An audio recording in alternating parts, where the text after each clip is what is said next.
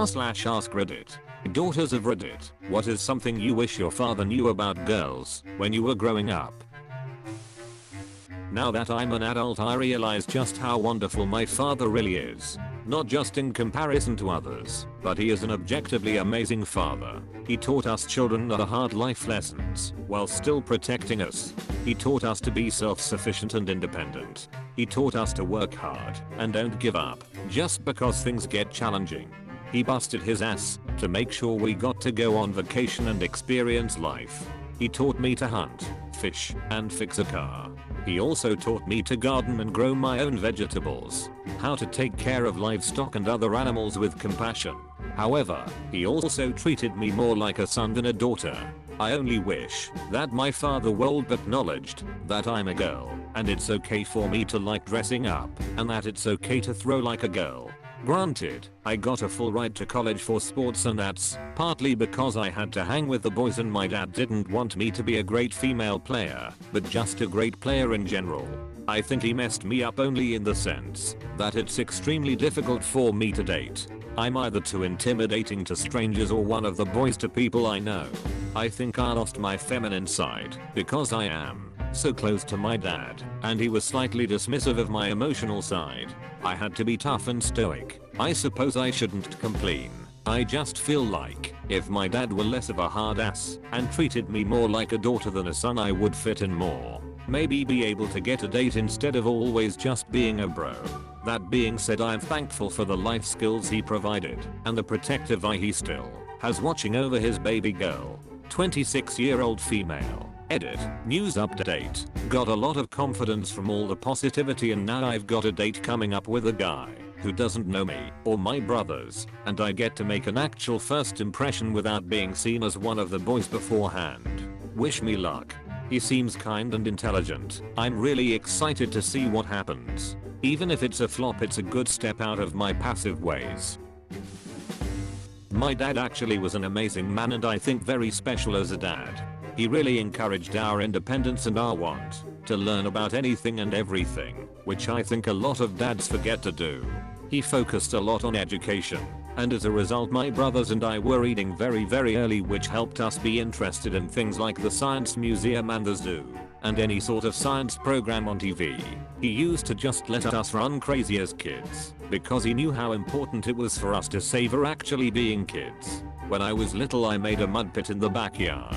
We had a hole that our Weemer dug, and it got filled with water, so 3-year-old me thought it would make the perfect mud pit. After about half an hour of playing by myself, my dad came outside and saw me, covered in mud, in the pit, where other parents probably would have been pissed. He laughed and grabbed the camera. As we got older, he encouraged our independence and hobbies. For my brothers it was gaming, and they made a lifelong career from their interest in gaming. For me it was theater, then science, and eventually wildlife. My dad wanted to be a biologist, but never had the drive or money to finish college. So I used to teach him all about genetics, and about how the phylogenetic trees of various organisms had changed. He knew a lot, but wanted to know all about how science had changed and what the new concepts were. He outfitted me with field gear, and when we would go camping or hiking together, we'd rock flip and look for herpetofauna. He helped me with a plant project a few years ago, and that was probably the most fun we had. He just never discouraged our interests and passions, which is so important. This doesn't really have a point anymore.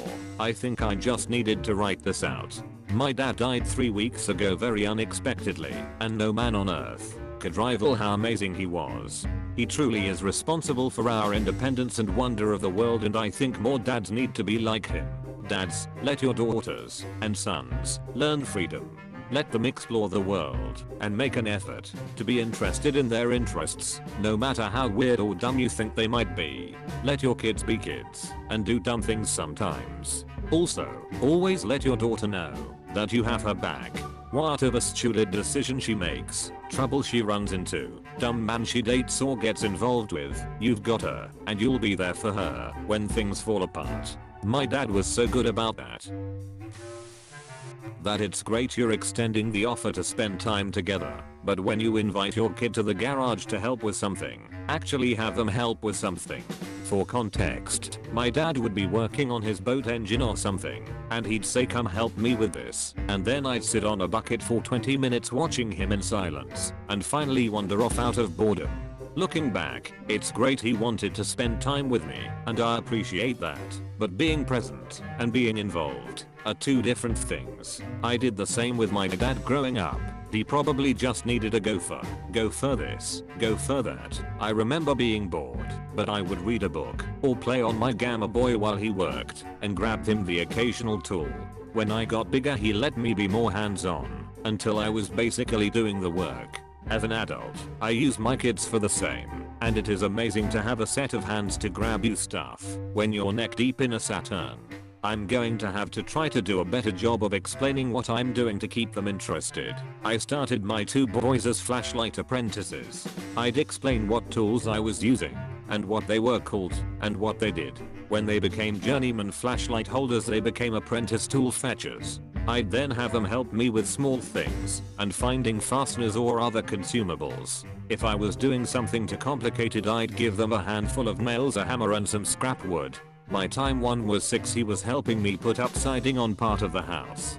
Building with kids is a treat and it's surprising how well they may take to it.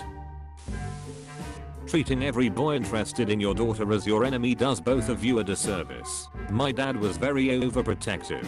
Anytime a boy had a crush on me, he would be immediately added to my dad's hit list, even if he was perfectly kind and respectful. After a certain point, I just stopped listening to my dad's complaints. In my eyes, he had lost the right to give input about my relationships. Unfortunately, when I was 17 I became entangled in an abusive relationship. My dad hated the guy, but since he also hated every one of my previous sweeters, I didn't interpret his concerns as legitimate. On top of that, since he was so busy trying to prevent me from having relationships, he never talked to me about what a healthy relationship looks like. My dad was never the protective type. Didn't have any lectures for my dates, no comments about curfew, etc. Hell, I don't even think he met every guy I went out with, and there weren't that many. But I have always been adamant that I would never date someone my dad didn't like. Why? Because my dad likes everyone. If he disliked someone, I knew there was a reason. I will never understand fathers who try to prevent their daughters from dating and eventually having sex. It's a part of life. Denying this stunts emotional growth and hinders the ability to spot red flags in potential partners. When daughters are sheltered as teenagers, they are made more vulnerable in adulthood. Once she gains independence, men who are abusive can sense her inexperience and may perceive her to be moldable and target her. They can hurt her so much more than the 16-year-old boy from class ever could. I mean really, the best outcome with this parenting style is the daughter resents her father, rebels, and dates anyway. There is no win here. It looks like you experienced both a resentful rebellion and sheltered abuse, which is likely the more common outcome of this parenting style, sadly. When you do something wrong, apologize. Don't just try to ignore what we just fought about and try to be our friend 15 minutes later. When you try to ignore our problem, it hurts us. It makes us angry. We won't want to be friends. My friends and I have almost all had this issue with our dads. The worst thing, though, is when you try to have someone else apologize, fix things for you. My dad has asked me to be this middleman for my younger sister. My friend has been asked by her dad, and some others have mentioned their dad sending in their mom. It doesn't make things better, and a lot of the time, makes that middleman lose respect for you, respect us as people, and apologize to us. My dad has been doing this to me, and my sisters for so long. He emotionally damaged my sister so much I don't think she'll recover from a lot of her issues with him.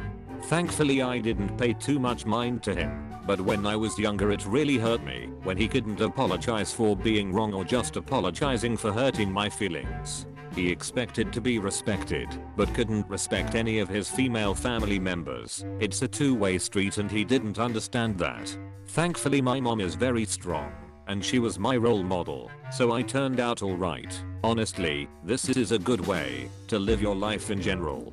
Being willing to own your mistakes and apologize for them will earn you a lot of respect. I absolutely get that there's often lots of ego and machismo involved in how we conduct ourselves around other guys, and that the habits they can spill into conversations with women or guys who don't operate the same way. My personal experience has been that it's entirely possible to admit fault without losing face. If anything, stubbornly trying to make excuses to avoid taking responsibility makes me think less of a person. I absolutely agree that this is important for daughters being in their formative years. Just wanted to add that as with so many other things, lessons from one part of life can be applied elsewhere as well.